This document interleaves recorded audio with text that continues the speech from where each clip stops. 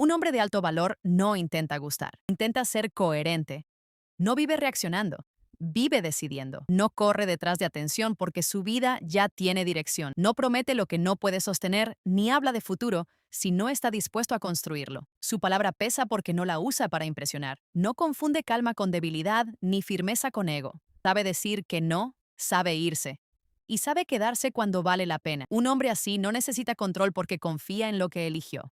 No compite, no se compara y no se explica de más. No busca ser entendido por todos. Busca paz, propósito y una vida que tenga sentido incluso cuando nadie aplaude. Por eso no todos lo quieren cerca.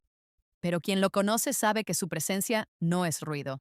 Es estabilidad. Guárdalo.